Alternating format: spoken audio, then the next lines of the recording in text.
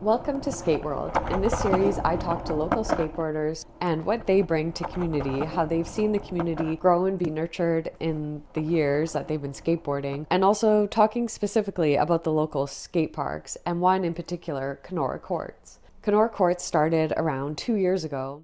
A driven space in Edmonton, a DIY skate park that is welcoming to all. Community members saw an unused space and saw an opportunity to create something there, create something for the whole broader community. So in this series, I talk to the incredible community members who have had skateboarding mean so much to them, and they in turn have offered so much back to the community. So let's take a look at the DIY skate park that is Kenora Courts, and in general, what skateboarders have to say about Edmonton, the growing community here. And I hope that listeners find these stories in Skate World that they really show the growing inclusivity and growing nurturing of different people, different styles. Edmonton is becoming a really special place for skateboarding now. There's community groups that bring women and LGBTQ plus riders together. The interviews will also highlight the exploration of the world of skate culture and the beautiful emblem of friendship, identity, and community that it actively provides. So in this series, I talk to people and I specifically look at Kenora Courts. No matter your skill level, your ability, or your connection with skateboarding, whether you've been skating since the 90s, whether you just picked up a board yesterday, whether you're just admiring the skate photography and community gatherings that happen at these skate parks,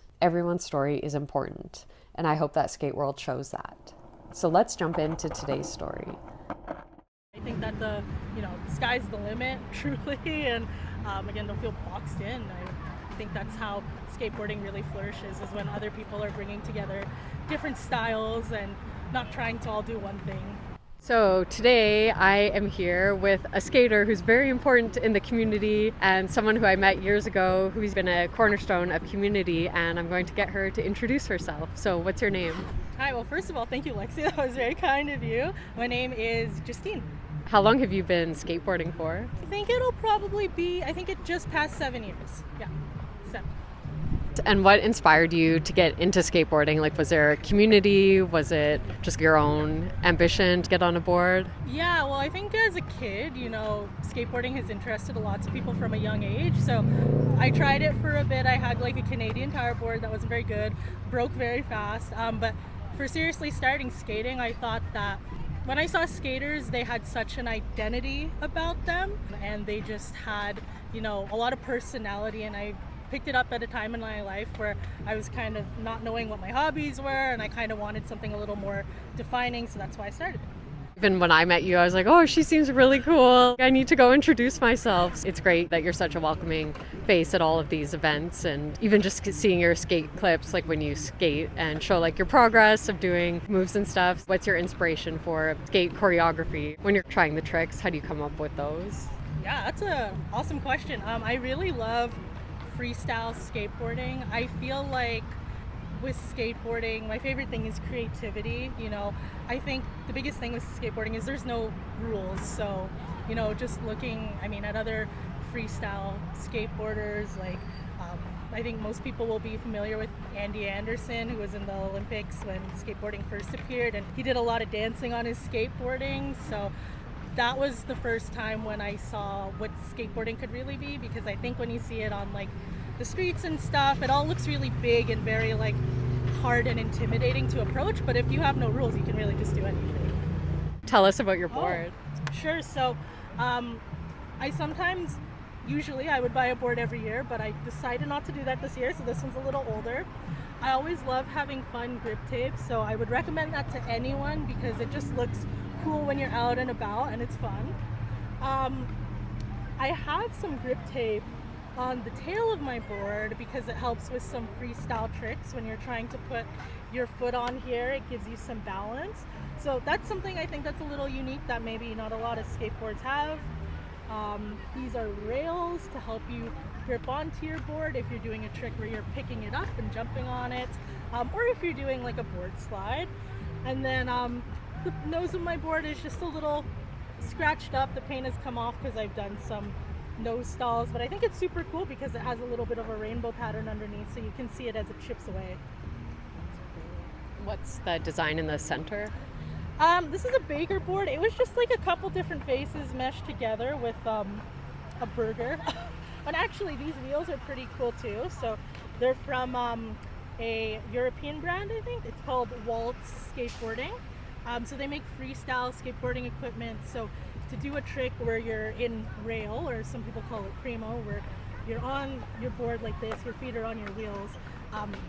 The bases are actually flat so that you have balance and you're not wobbling around, whereas a traditional street wheel, there's a little bit of a curve to the wheels, but the flatness really helps it so that you have balance. I learned about it just by going on YouTube and again watching freestyle skating. The freestyle skateboarding community is, I don't want to call it small because there's lots of people like in Japan who are really good at it, but in terms of products it is still kind of small. So if you're looking for specific freestyle equipment, there's kind of only one hub to go to, and so most freestyle skateboarders will know of Waltz skateboards or have ridden one of their boards before. Something about freestyle as well is that because you're doing a lot of like moving around of the board in a specific way, I don't really know how to explain it, but you're dancing with the board basically. Freestyle boards can be smaller as well than like a traditional skateboard. So I think if you're looking at any like freestyle trick tutorial, they might say, you can do it on a regular street board, but it might be easier on a freestyle board. And so that's when you start looking into the equipment. Tell me where we are today and what we're experiencing here. Yeah, so we are at the Tiger Skate Club third annual event called the Ambush. So this is really just a community event that is organized by Tiger Skate Club, but people from all around Alberta come to St. Albert, and it's really just a time to have a safe space to skate for women, girls, gender diverse individuals, and especially beginners too, because it's hard to go to a skate park and see all these people doing big things when you're just learning. So it's people teaching, it's people learning, people just having fun. Again, no rules.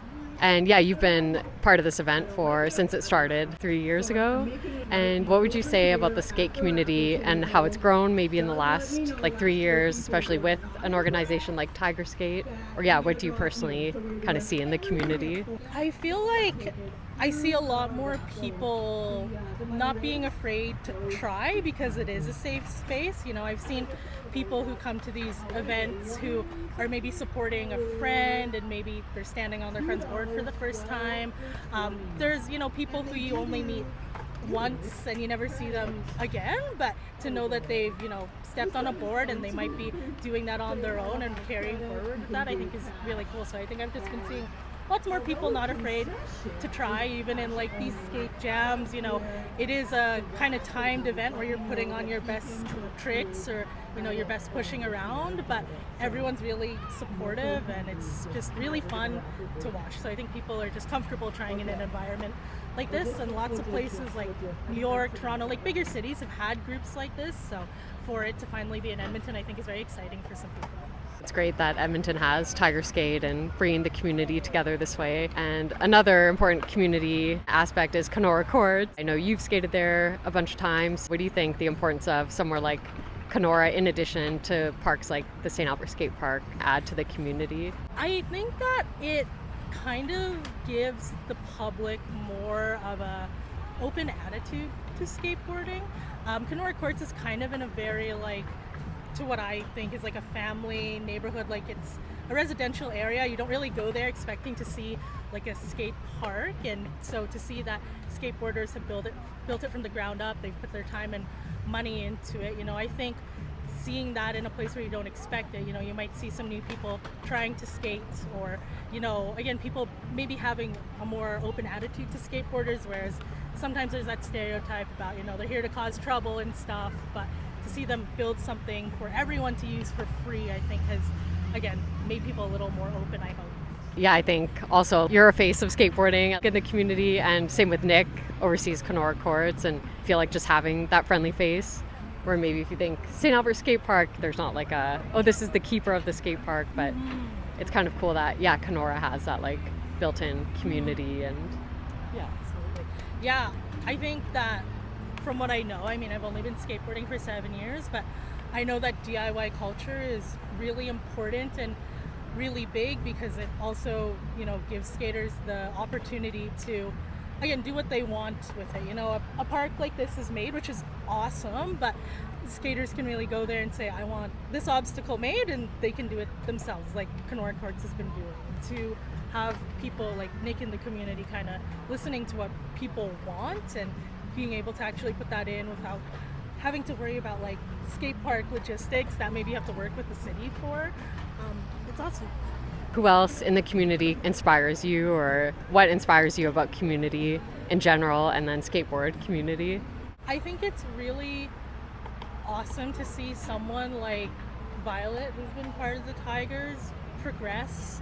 The awesome thing about Violet too, you know, now she's in Vancouver doing her thing, super awesome, but like she's out here today saying hi to like all the people that she knew. So just seeing someone who, you know, is from a place where we didn't really have like that much of a skateboarding community, I'm sure, when Violet started, and now they are, you know, in Vancouver, they're skating all these awesome parks. I think that's just so cool, and Violet has such creative skating too. Like she does awesome stuff in bowls, but she's so creative even on flat ground too. So to see someone who's super skilled but can still have fun and like, you know, be creative with it really inspires me.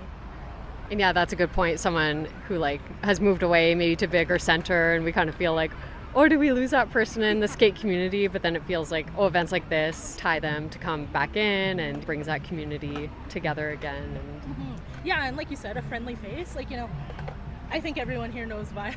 So, you know, when she comes here, I think it reminds everyone of community and Tigers. yeah, it makes spaces more welcoming, where if you just came and there's a bunch of people skating you don't know, and especially if you're new to it, it might feel like, oh, I don't know. Like, yeah, if you see that friendly face or that community member, then you're like, oh, hey, can I join you? And Yeah, I think that's what I've heard is the biggest, one of the biggest fears of new skaters is like, I want to learn, but I don't feel comfortable going to a skate park. And I think that's exactly what Tigers is for. You know, even if you don't like know someone there, you don't have a friendly face, to see someone who looks like you in terms of skill or gender or whatever, I think is more comforting and more, again, makes it more of a safe space. anything else you want to add about what you maybe hope for the future of skateboarding? Yeah, like I just really love the creativity of skateboarding. So, you know, I would say I hope that anyone who tries skating in the future doesn't hold themselves to, you know, I need to learn this trick first and this trick and this trick. You know, I know that when you start looking online for, you know, how should I start skateboarding, there are like some basics that you should learn, but I've seen, you know, some tutorials and stuff saying you need to learn this and this and this, but really like you can do whatever you want. Online there's tons of people who just kind of dance on their skateboards, or, you know, will pick it up and just jump on it in a really fun way. So I think that the, you know, sky's the limit truly, and again, don't feel boxed in. I think that's how skateboarding really flourishes, is when other people are bringing together different styles and not trying to all do one thing. Awesome. Well, thanks so much for your time today. And I know you have to go skate right away, so I'll let you go and yeah, maybe sign off to the skateboard community. Thank you for interviewing me, Lexi. It's awesome. I'm Justine, and I'm a skateboarder. And hopefully some other people will start skating after seeing this. I hope these Skate World interviews serve as an inspiration point of how you can get involved in your community, have a great idea, small or big, and just take the steps to make it happen. Again, whether you've been skateboarding for a day or many, many years, your story is very important, and thank you to everyone who shared. Thank you to the Edmonton Heritage Council for supporting this podcast series. Skate World looks at a local DIY skate park that is very important in the community. Thank you for realizing these stories are important to tell. I hope this series offers you creativity, inspiration, and a sense of community connection.